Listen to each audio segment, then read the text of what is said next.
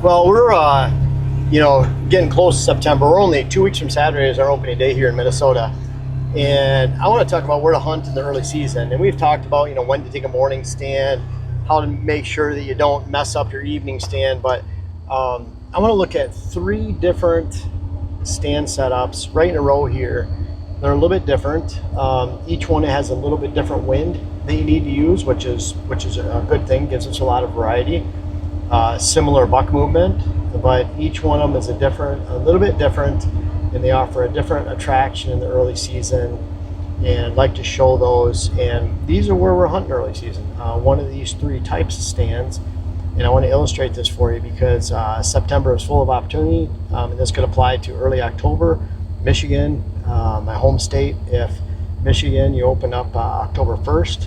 I know Ohio's more the end of September. Wisconsin, Minnesota, more early to mid. Kentucky, September 6th. We actually go there a week from Saturday. But if I'm banking on early season in a lot of those states and where we hunt, these are the 3 spots. So let's go check them out.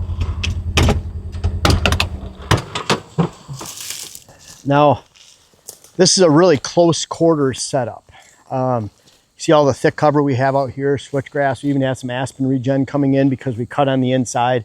It's amazing how those shoots come out about 30, 40 yards. We'll actually mow those out. We want this to be pure switchgrass on this edge anyways. But this is one of those situations where we're going to get in right next to a bedding area. And that bedding area, based on experience and knowledge of the land, it's more on this inside face right here and back where we have the thick aspen regen. It flattens out on some benches back here. Super thick down this way. I'm not saying they never bed there, but typically our bedding takes place right in the top of this bowl right here. So for us to slip in on this side and get into this location, it's ideal for an afternoon hunt where we're coming in directly on the top. We're not exposing our movements to the sides, and especially the side we expect them to bed, and then we're blowing our scent off here. Now we'll take a chance coming in here in the morning during the rut. We'll wait for the fields to clear. We'll go right into the stand location. But for an afternoon hunt, I feel pretty safe getting in here, wait until dark, and then we have to get out of here, which we're using switchgrass and going on the non-deer side to get out of here. But there's one particular reason we're going back here, and I want to show you. Now, what I like about this afternoon hunt is, again, we can get in here. Typically, we don't find deer bedding right here on this top. They're off to the side. So we can sneak in here best as possible. And when I'm hunting in the early season, I'm looking at food sources in the afternoon and movement to food sources, movement from bedding area to food source, and those really narrow constrictions in between, getting in and out safely, managing our scent while we're on stand. This is a side we don't see a lot of bedding on. I don't know if it's wide, because it's wide open. They've developed rattlesnake habitat on the neighbors over there. They've taken out all the trees. And so we blow our scent into that rattlesnake area. That's not a bad place. It's really open. I don't think a lot of deer bed there. Again, they're on this side right here. This is one of their main trails that comes through right here. Stand location right here. All our cuttings, perfect trail.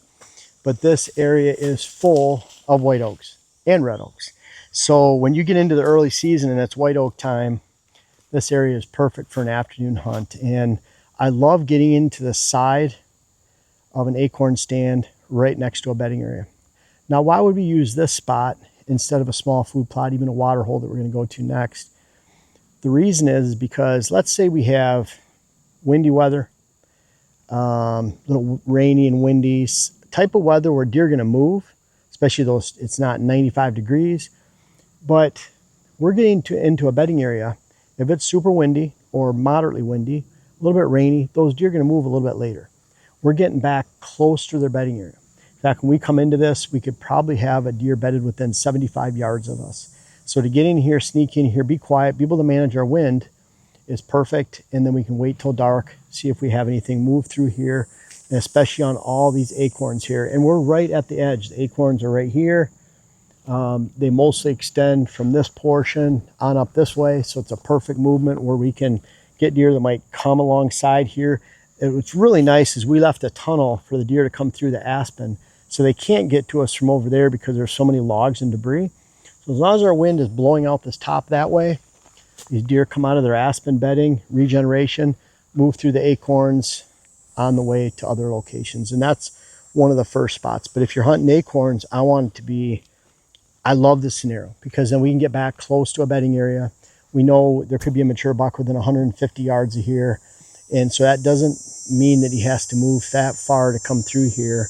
And so for those bad weather opportunities, maybe it's a little noisy going in, perfect opportunity to slip in and hunt some acorns. And I think the ideal situation for hunting acorns, as opposed to coming in here in the morning, of course, in the early season, blowing them out because they're already in here. And let's go take a look at this next location. Well, one of the things I really like, of course, I love water holes. You guys know that. Love water holes for hunting the rut. And there are certain times in the early season that water holes are pretty decent too. But just because it's a water hole and it's hot out doesn't mean that you're going to hit it. There really has to be more of a story to that. So we were just with the acorns, dropping down, and really cool afternoon spot next to bedding. There's a water hole just about 150 yards away. And when it's a water hole and it's a narrow constriction and funnel of deer movement, in fact, this happens to be an upper bench, and it's on the way to a small food source, then it can have that perfect combination of bedding area through that water hole because it's an established pattern of use. They hit every once in a while, and it's really hot during the rut. That's where I shot my buck last year with a bow. But then they're on the way to that small food plot. And what I really like about these three stands in particular is that afternoon spot for the acorns and getting up next to bedding. You need a west-northwest to northwest wind. So it's a post cold front picture, like cold front's just going through, kind of rainy, next to bedding. Deer don't have to pop out very far, and they're pretty close to you at that stand location. Where the water hole stand 150 yards away is for a south wind. And so south wind evening blows out into the field, and so completely almost opposite wind direction. And then when you get into the next stand location we go to, different type of attraction, but that third one we're going to look at in this row of stands that are all only about 150 yards apart each over a 300 yard area at the most, calls for a west to southwest wind location. So we have west-southwest, which we can't use for the water hole and we can't use for the acorn. You have the west-northwest that we can't use for the especially water hole stand. So it really gives you, because of the curve of the field edge here, the ability to hunt these three stand locations in almost any wind, and they each have their perfect time frame to hunt. So we're going to check out the water hole really quick and then move on to this next one. And I hope you can see these are some of the perfect early season stands if we have the mature buck we want moving through this area. Now we've detailed this stand a lot, where I shot my buck last year, and it's one of our favorite stands on the property. But we have this big bank of switchgrass. We can slip in here for an afternoon hunt, and unlike what's happening right now, the wind's going straight this way. We need southerly winds going out this way. So we literally only walk into the woods 14, 15 yards, and then the water hole's at 20 yards, and it's on this narrow constriction. We have the bedding area 150 yards over that way with acorns. We have a small hunting plot over this way, about 150 yards, and we're just hunting this narrow bottleneck in between that serves as a funnel on this bench. It's really steep on the backside, gets closer to the field edge on this side, and so even though a lot of times in the early season the deer are eventually heading to that field, they still utilize this because it's strong enough where you have the acorns and bedding, the water hole, small food plot, and then eventually there's a big food plot on the other side of that. So a lot of reason for them to use this line of movement, and it's one way we control the time of the deer that are on our property. They exit their bedding areas. They have acorns, cut bedding area, water hole, small food plot, big food plot, little food plot. You can kind of see the story where we have a lot of things to control the time that they're in daylight after they get out of their beds, which keeps them on our property for a long period of time and not squirting off to the side somewhere. So this is one of our primo setups, really easy to get in and out. And see the shots just right there, point blank at this spot. Worked really well last year. An area we can get in and out pretty easily. We have that switchgrass bank to help us get out of the stand, get out of here quickly and quietly. And whether it's for rut, morning hunting, post daybreak stand entrance like last year, early season, rut season, late season, those bucks move through here a lot, and it helps that we have scattered oaks all the way along this bench, extending back to those first oaks back there up against the aspen. So it's just a really nice thoroughfare through here. Really steep and lower quality habitat this way. This is where the habitat's at. This is where that movement and bench is. So really good attraction for another spot we like. We'll hunt water as long as it's in between and serves a really good purpose for bedding, food source, relating to food source movement in the afternoon. Then that water hole can be great. Now we have some water holes that might be on a ridge top. They might be on the back side of bedding from a big food source that's 250 yards away, something like that. Those are just great rut cruising where we can expect a buck to go through there, hit that water, coming from bedding, go back and forth. You could hit it at 11 o'clock, 1 o'clock in the afternoon, but more bedding area related and not necessarily early season. And so this is that perfect. And this is one more reason why we separate our water holes from our food sources. We expect them to be a completely different stand location with different purpose. And again, this one you need south winds, but because of the curve of this field edge, it starts to go out like this. Then that next one, we need westerly winds to sit in. So especially west, southwest, those are the two primo winds for that spot. We can get away with a west-northwest, but it's a little iffy. That'd be a safer bet over here with west-northwest. So different winds, different locations, all about 150 yards apart, but they're really good examples of the three stands that we like to hunt in the early season, being oaks, water, and let's go check out that small little hunting plot. This is our third and final early season setup that we love. In fact, this setup we enjoy all the way through the season. Doesn't matter if it's middle, early, late. And this is that food source, that small little hunting plot. Maybe it's inside corner of an ag field, but we love the green, and they're hitting green early season. In fact, since this is just a pass-through, we'll have pretty good clover here all the way through the end of November, and then they're eating somewhere else as far as their mainstay. They're not sitting here for a half hour devouring. That's happening over time. They're just feeding a little bit. We have a giant apple tree right there, apple tree on the edge right there, apple tree right here. So it's flanked, we call it the apple plot.